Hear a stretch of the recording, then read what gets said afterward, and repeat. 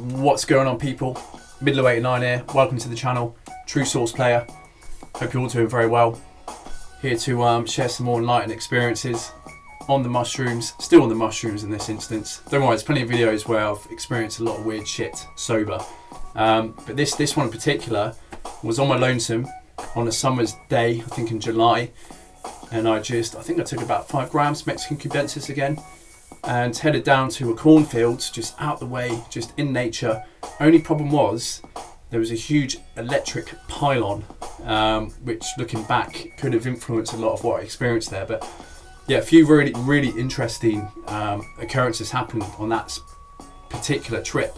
One of which was me seeing what I believe to be a Seraphim, okay, or an Ophanim wheel, as described in some of the images you see on Google in some of these books, where you see all of a sudden all these eyes pierce into this reality and then just disappear. And so the way it came about was I was sat up against this tree. I was guided to this tree actually. There's a crow crowing there. That's obviously confirming. They know what I'm talking about. This they don't want to get out. I was obviously the mushrooms. I could see there was like these glyphs on the tree, and you see the markings on these trees. And so I sat down against this tree. It was in the shade. It was quite a hot day. Had the tunes on, and I was just kind of like rapping. And it's amazing when you're on it because you just start connecting like more synapses, and I was able to like put rhymes together. It was crazy. Whereas, you know, sober, I'm just crap at rapping or rhyming. So I had kind of music like this in the background. Anyway, I was just in my element. You know, I have really good energies coming through. And I remember everything just all of a sudden shifted, and there was like this really piercing silence. And I was looking at these cornfields, these corn stalks, and they're probably like no higher than, I don't know, maybe 3 foot.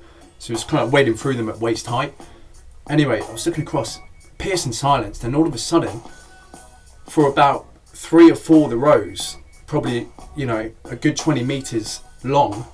And you got to understand, it was like a mound. So I was kind of like down in a divot, and I was looking back up the mounds where all these corn stalks were. Anyway, for like 4 or 5 seconds, all these eyes came in to the top of these corn stalks and were just staring right at me. And I kind of acknowledged it, and we just locked eyes for quite a bit. And there was this kind of like interaction.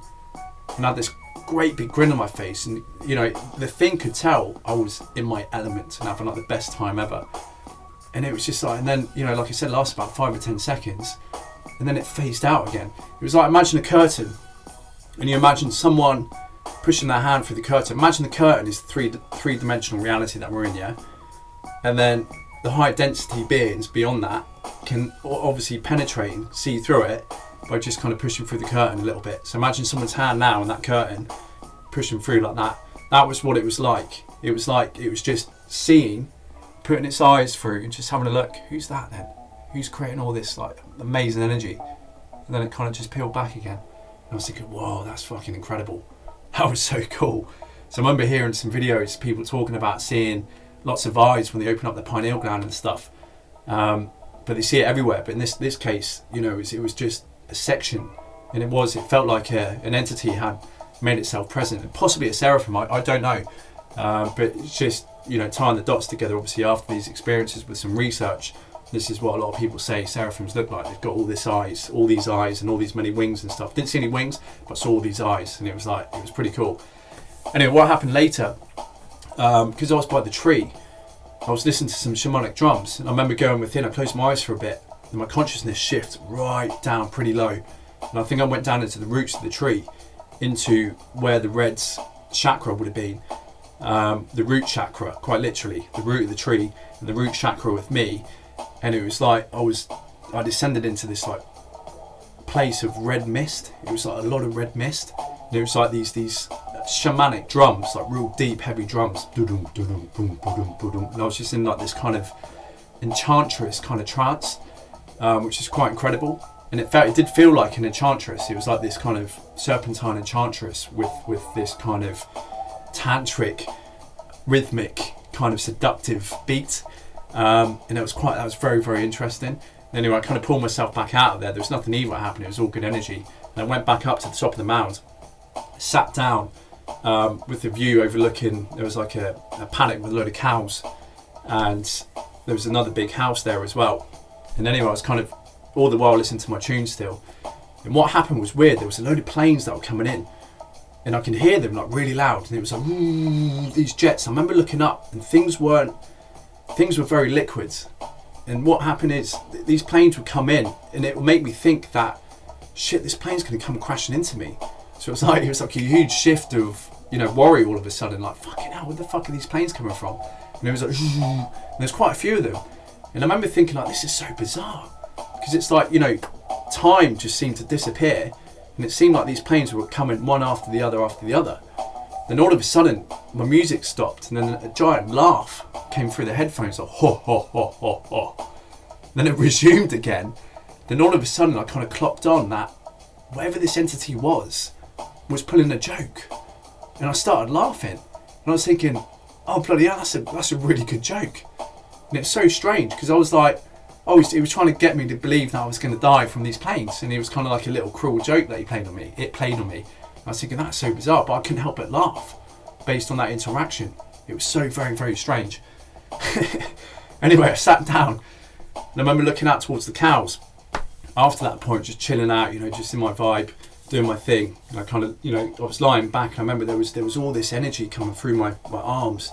And I had this vision of like this huge white light coming from the sun, and me being back with my cosmic family and all my brothers and sisters and my mum and dads and stuff like this. And it was just this overwhelming, powerful energy that came through my arms. And I was just like, fucking hell, I need to stop this, because I felt like I was going to explode. I felt like I was some kind of light bomb. And I was thinking, shit, you know, this is awesome. That made me cry and stuff, because I felt like, you know, they're basically telling me, like, we're here with you and all this. And like, you know, it's almost like a little get together again. Even though I couldn't see them, but I could feel them. And it was just this pure white light. And I felt it just fill my arms up. I felt so fucking strong. It was just insane. Anyway, so yeah, after that, I remember just peering up as this thing was kind of toning down a little bit, and the sun was setting, looking out across the paddock where these cows were. And I remember all of a sudden, it was kind of like, there was this weird thing that happened in my crown chakra. And this has happened before, which I'll upload another video and talk about, which was incredible. This was on LSD this time. You know, we have a lot of super senses that they're otherwise not telling us about. And this is huge suppression of our true divinity and what we're capable of doing. And this is the satanic inversion that's been, you know, going on with the carbon 666, keeping the frequencies as low as possible, so we're locked in this phi prism, you know, in our current state in being. But that's shifting like massively at the moment. So remember, yeah, crown chakra, it was tingling. Then when it tingled, it kind of snapped, and this lightning bolt kind of went into my head. And all of a sudden, I was connected to one of the cows over on the other side of the field, and I felt the jolt happen there as well as within my head. And it triggered the cows to go and like flee. Like something spooked them, but I was connected to that spook and that kind of electric exchange. It was like a lightning bolt. And I was thinking, fucking hell, that's so weird. You know, so something interdimensional and fucking super sensory was going on there. Which I think that was before I actually experienced. Yeah, so that was the first time I experienced something like that. The next time I'll talk about another video was very similar. Interacting with, this time it was with another human. So yeah, so a lot of stuff happening, guys. And so I thought I'd share, you know, that experience in the Seraphim eyes. That was really cool. Going down into the root chakra by a tree. These trees, I've noticed, they have hieroglyphs on them. So when you look at some of them, they've got these alien markings on them, which are very hieroglyphic in terms of the symmetrical patterns that they harbour. So maybe some of these are actual portals, you know, down into other dimensions and stuff like this. But there was a lot going on that trip. It was awesome. You know, I was on my own, and I had this interaction with some kind of entity. And that's right, because the pilings were there. There was obviously a lot of electromagnetic interference. So I think that probably had something to do with them being able to tap into my awareness and my kind of, you know, consciousness. But again, the whole time, I didn't feel threatened. It was all good, really great energy. Feeling like I kind of got back in touch with my cosmic family, brothers and sisters, through the sun. And then just incredible power coming from my arms and my chest. It actually felt like a bomb. I actually felt like, fucking hell, I could explode. And I said, no, I'm not ready for this yet. But when you realise who you truly are, you remember that we are all stars. and the seat of the soul. Our soul is otherwise a star. When they refer to our soul, we are a star. We're a little light being, and this is how we want to express ourselves through these bodies. And there's many different bodies throughout the whole universe, and each star has a signature somatic blueprint, which is sonar luminescence. It's sound and light, and so we are so unique. Our divine ego, our divine orb, or divine soul, is a unique blueprint of who we are and how we form and manifest in bodies like this, in different realities. And look at, and to give more credence to how unique we are, look at our fingerprints. No one is the same, and this is the infinite nature of originality, and how pure and unique we actually are. And so the seat of the soul is the pineal gland, and this is where our light, our true self, is sat in another dimension and using this vehicle and operating. But this is obviously where the war's been going on, right in the third eye, mate, right in the third eye.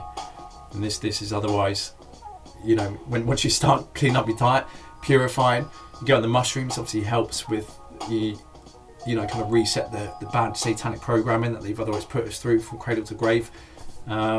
You really do start unwinding and breaking the shell, as it were, these really inverted satanic programming of self-abuse, no self-respect, and believing that you're just nothing. And this is one of the programs we've been running for so long, man. It's just crazy. But it's all starting to peel away. They're losing control. The veil's thinning. And anyway, I thought I'd share that experience. Pretty cool. And again, it just goes to show there is so much more they're not telling us. And so always best to, when seeking the truth, make sure you do your research beforehand. And obviously, again, guys, treat magic mushrooms with a lot of respect. They're very powerful. If you don't know how to use them properly, you can open yourself up to interdimensional abuse by some of these parasitical astral entities. So just be careful, do your research, and make sure you're going into it with a clear mind, clear thought, have someone else there to support you. Try not to do it on your own if you can, unless you're an adept like myself. Obviously at the time I was still going through the hero's journey of seeing, oh, what's this, what's that, oh, questioning this, let's just go and do that. I was a child, and that's what that's the spirit of self-discovery. But just throw caution, be very careful, and you'll be okay. But it's all about intent. Seek the truth and you'll be guided to the door, and it's up to you then to turn that handle and walk through it and see what's on the other side. And trust me, there's so many treasures and gifts, and this is all part of the journey. But anyway guys, thanks for listening. Make sure to subscribe, comment, interact, let me know if you experience any kind of similar things that I've explained in this video, and keep an eye out for future video updates. All right, all the best. Peace out.